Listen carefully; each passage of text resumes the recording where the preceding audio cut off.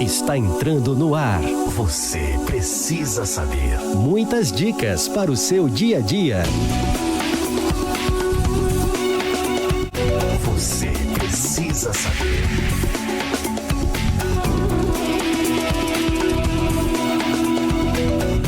A paz do Senhor Jesus, meus irmãos, que bom falar com vocês. Estamos aqui mais uma vez com o nosso programa Você Precisa Saber. Como eu sempre falo, lembra dos 3 Cs? Então está na hora de você curtir, comentar e compartilhar. Tenho certeza que o tema desse dia, desse evento de hoje, vai ter muitas pessoas do seu conhecimento, parentes, amigos, vizinhos, que vão precisar saber dessa informação. E hoje o nosso tema é um tema super importante para nosso dia a dia, economia de energia. Quem é que não precisa economizar energia, não é verdade?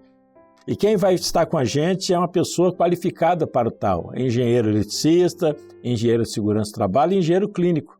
Então estou aqui com o nosso amigo Tiago Costa Ferreira, prazer tê-lo no programa. Amém, Pai do Senhor a todos os irmãos que estão nos assistindo. É um prazer estar aqui hoje. Que bom, já ensaiamos bastante para fazer esse programa, né? Sim.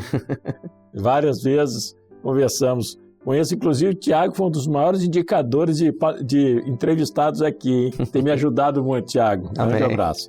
Bem, falar de economia é importante e fundamental para o nosso dia a dia. E eu queria perguntar, Tiago, antes de mais nada, sobre quando fala de economia de energia, o que a gente tem, o que a gente pode fazer para reduzir o consumo de energia na nossa casa? O que a gente precisa, quais os cuidados principais que a gente precisa ter?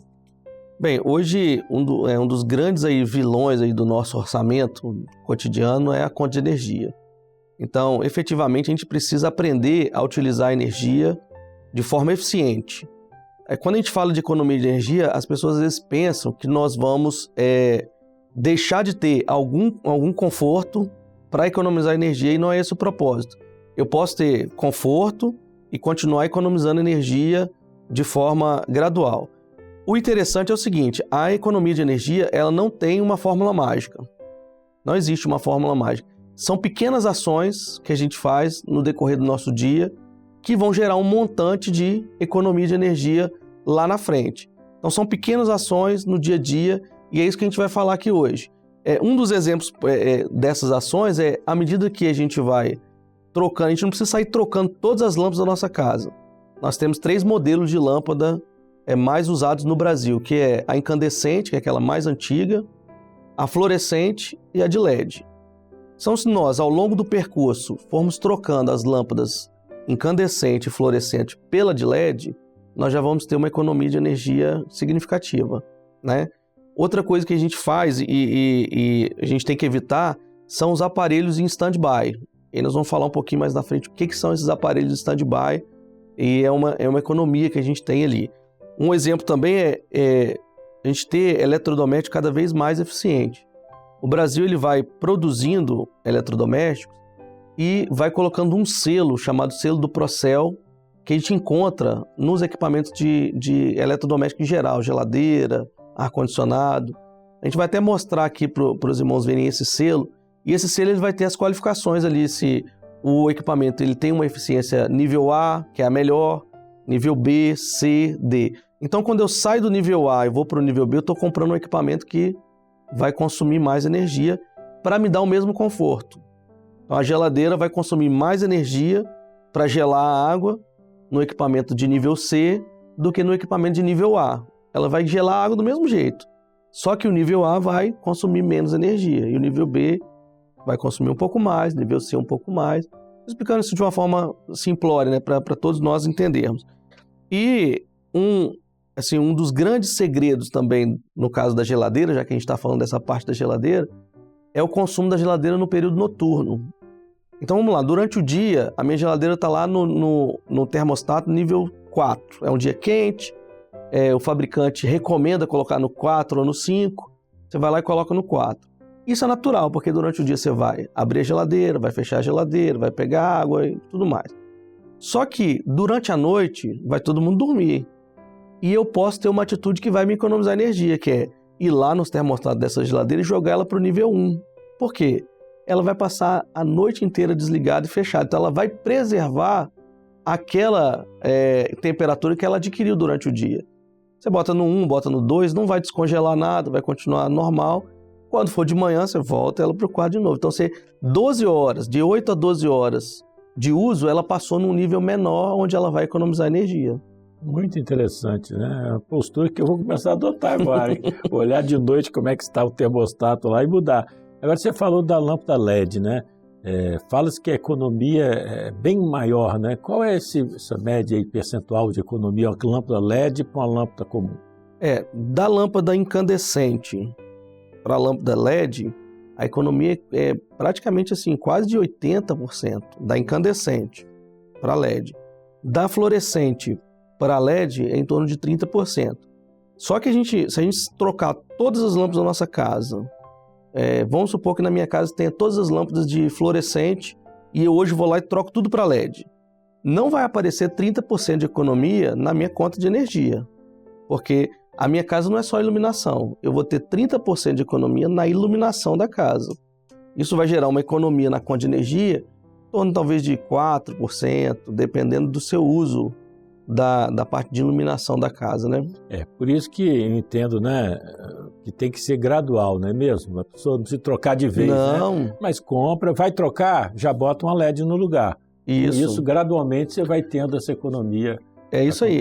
Isso em grandes empresas, quando a gente fala de grandes empresas, que no caso a empresa que eu trabalhei por muitos anos, que é a Polícia Militar aqui do Espírito Santo, nós usamos muitas lâmpadas, então não valia a pena você trocar todas as lâmpadas de uma vez só, você ter mais gasto do que economia. Então, à medida que a lâmpada vai queimando, queimou uma lâmpada, ao invés de você trocar ela por uma fluorescente, troca ela por uma de LED. Queimou outra lâmpada, ao invés de colocar a fluorescente de novo, coloca uma de LED. E se você for fazer essa troca gradual, lá na frente você vai ter uma economia nessa parte de iluminação. Bem interessante. Outra pergunta, qual o impacto? A gente fala de boa iluminação e o consumo de energia. Como é que a gente faz ter a melhor equação aí do consumo, da boa iluminação em relação ao consumo de energia? O importante nessa parte de iluminação é nós aproveitarmos ao máximo a iluminação durante o dia, a iluminação do sol, que essa é gratuita, né? Então você ter ambientes arejados, janelas grandes, evitar aquelas cortinas durante o dia, então deixar a iluminação do dia entrar, porque aí você vai deixar de acender uma lâmpada dentro de um quarto durante o dia, dentro de uma sala, você vai usar essa iluminação do dia, né? E fora isso, a gente aproveitar também ambientes que é de passagem, um exemplo, um corredor. Aí você vai passar pelo corredor, você acende a lâmpada, aí você passa pelo corredor, vai para a sala e esquece de desligar aquela lâmpada. Então, às vezes, aquela lâmpada fica acesa ali o período que você está em casa, um tempão. Então, é interessante você colocar um sensor de presença ali. E hoje existe sensor de presença com iluminação, com o fotoelétrico, né? Que o que ele faz? Você coloca ele no lugar da lâmpada e bota a lâmpada junto, né? Você compra ele já pronto. E aí ele faz o seguinte, olha, tá passando alguém? Tá. Aí ele identifica que tá passando alguém. Mas ele também identifica, tem iluminação suficiente para essa pessoa passar sem precisar acender a luz? Tem. Então ele não acende a lâmpada. Então são sensores hoje inteligentes, que vai te ajudar a economizar energia. Porque às vezes a gente passa por um corredor e quer que o corredor esteja totalmente iluminado para simplesmente uma passagem. Se ele tiver uma iluminação um pouco mais baixa, você vai passar e vai utilizar do mesmo jeito. Perfeito, muito interessante isso aí. Agora vamos pensar em equipamentos eletrônicos, como TV, computador. Consome muita energia esse tipo de equipamentos? Geralmente TVs e computadores, o consumo deles é baixo. Mas o uso nosso é muito alto durante o dia, tipo assim, é muito tempo de uso. Então, mesmo um consumo baixo durante muito tempo de uso, vai gerar, ao final do mês, um consumo considerável. Aí que vem a questão dos selos de qualidade, que nós falamos lá no início. Então, equipamentos eletrônicos que têm um selo de qualidade de eficiência energética melhor, você vai ter o mesmo conforto com o consumo de energia menor. E aí nós vamos ver lá, por exemplo, televisão. Às vezes a gente quer chegar em casa e tem o stand-by da televisão. Stand-by é aquela luzinha de LED que fica acesa lá no vermelho. Aí você chega em casa, aperta o controle e ela liga. Isso é uma comodidade incrível. Mas durante todo o percurso que ela está desligada, ela está consumindo energia. Ela não está consumindo energia a mesma quantidade como se ela estivesse ligada. Mas aquele stand-by ali, ele consome também energia. E aí vem uma dica, você pode colocar uma régua, e em alguns lugares é conhecido como filtro de linha ou régua de eletricidade, que é aquelas réguas que tem um botão de liga e desliga. Eu estou saindo de casa, não vou ficar ninguém em casa agora. Vou sair 8 horas da manhã para trabalhar e só chego em casa às 19 horas. Então, esse período que a minha TV está lá no stand-by, ela está consumindo. O meu videogame está no stand-by, está consumindo. Então, isso tudo está consumindo energia. Então, se eu sair de casa e desligar essa régua, e ela é uma régua de proteção também, um filtro de linha, você desligou ele e foi trabalhar, foi para a escola, não vai ficar ninguém em casa, a TV vai ficar desligada, não tem problema nenhum. Ela não vai perder programação, assim, a programação dela não vai ser desfeita, não tem dificuldade nenhuma.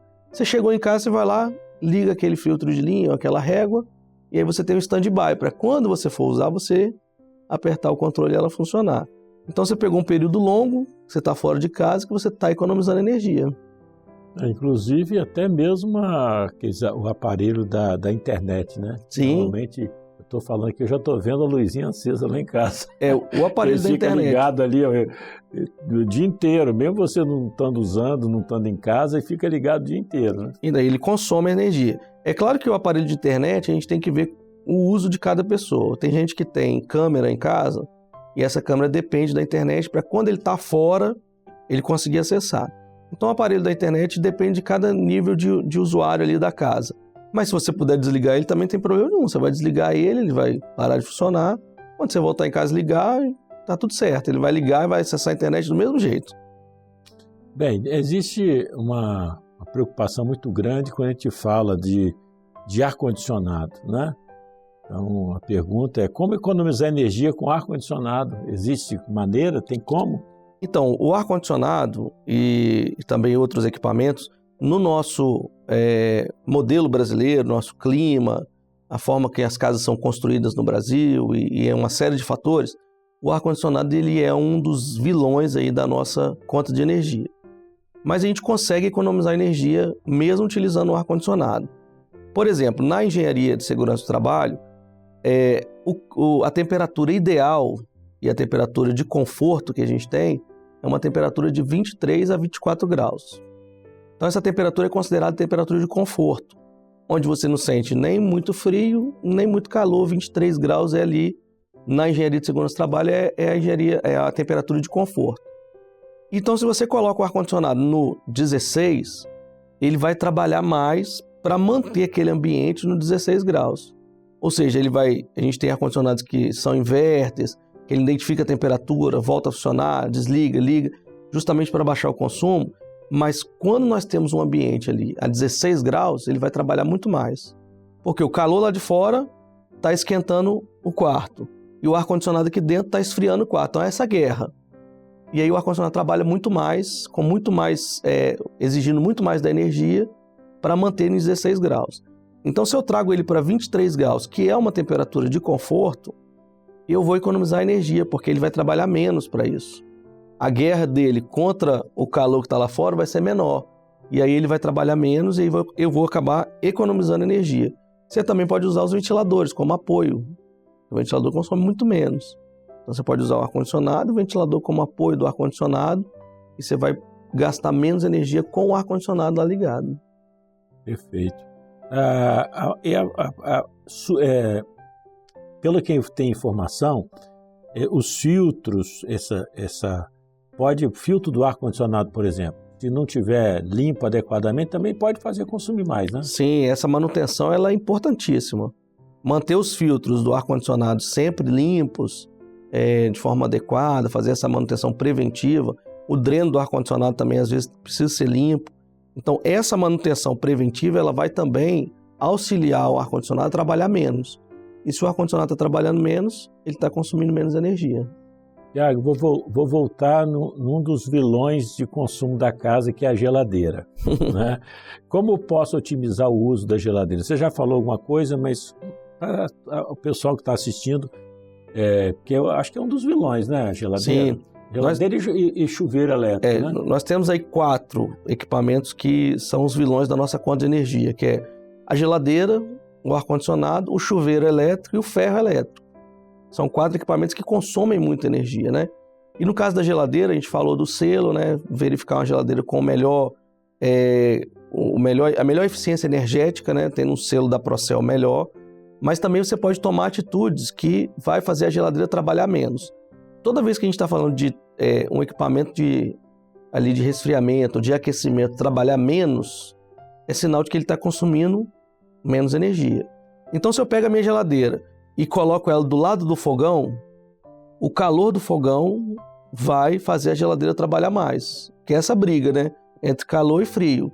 Então, o calor do fogão vai fazer a minha geladeira trabalhar mais. Além de não ser recomendável por muitos fabricantes. A recomendação de muitos fabricantes é que tem uma distância entre o fogão e a geladeira. E de todos os equipamentos que geram calor. Mas também, por exemplo, se eu coloco a minha geladeira numa parede que pega o sol da tarde inteira, aquela parede vai esquentar, vai também fazer a minha geladeira trabalhar mais. Então, eu posicionar a geladeira num local arejado, um local onde não esquenta muito, ela vai trabalhar menos para manter a temperatura lá dentro. E aí, vou gastar menos energia. Outra coisa, a borracha da geladeira. Aquela borracha que vem da porta da geladeira, ela vai envelhecendo, ela vai ressecando e nós precisamos às vezes trocar ela. E como é que eu faço o teste para ver se a borracha está vedando? Você pega uma simples folha de papel, coloca entre a porta e a geladeira e fecha a geladeira. Aquela folha ela tem que ficar ali, ela não pode cair. Se ela cair, é sinal de que a sua borracha já não está vedando bem. Aí eu vou fazer isso só num cantinho da porta. Não, você tem que fazer isso em vários lados da porta, fazendo os testes, porque ela pode estar boa num lugar, ruim em outro, mas aí você tem que trocar toda aquela borracha. Muito bom, essa da borracha eu vou fazer o teste quando chegar em casa, hein? A gente quer gastar menos, né, toda hora, né? Nós podemos falar um pouco também, nosso tempo acho que dá ainda para a gente falar um pouco, sobre economia para pequenas empresas. O que pode fazer para economizar no escritório, em pequenas empresas? Geralmente os escritórios e pequenas empresas elas têm um consumo de energia alto, porque na nossa casa, por exemplo, geralmente o ar-condicionado fica ligado durante a noite, no horário que a gente vai dormir. Na empresa, geralmente isso é invertido. É durante o dia que o ar-condicionado está ligado o dia todo para refrigerar uma sala. E aí nós podemos fazer ali vários itens, várias coisinhas ali que a gente pode fazer para que a empresa consoma menos energia.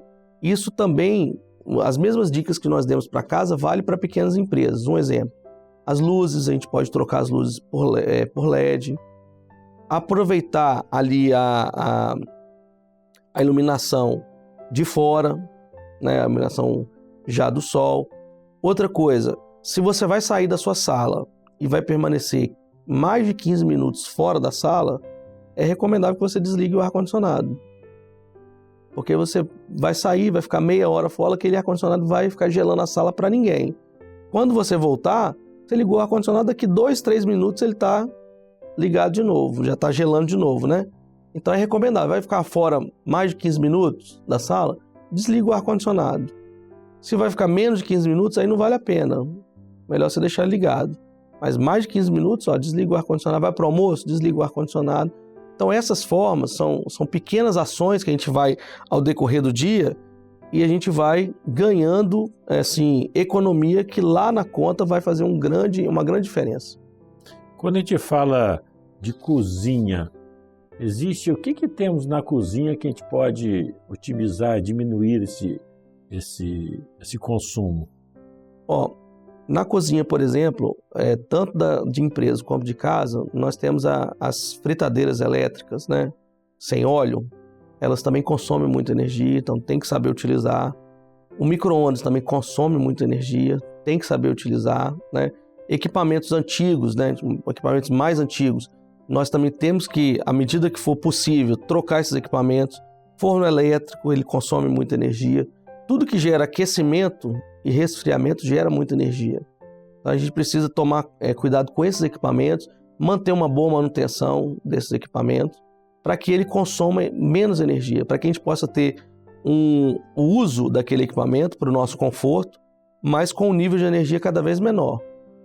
E bom, Estamos chegando ao final, mas tem um tema super interessante e que eu já vou deixar o convite para o Tiago, que é energia solar. Já pensou em energia solar na sua casa, na sua empresa? Eu conversei com o Tiago aqui, tem dicas importantes, mas isso vai ficar para o próximo programa.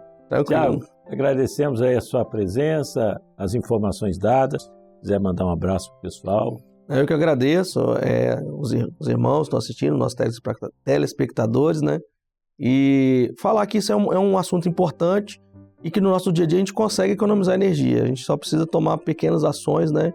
Que vai nos auxiliar na nossa conta de energia no final do mês. Então tá tudo certo, vamos voltar um outro dia. Vamos sim. Então tá bom. Então você que assistiu esse programa tão interessante, eu tenho certeza que você conhece pessoas que precisam saber.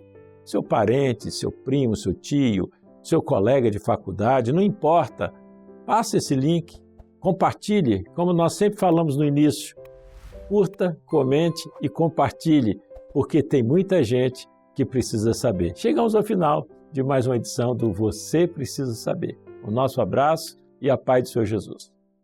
Você precisa saber.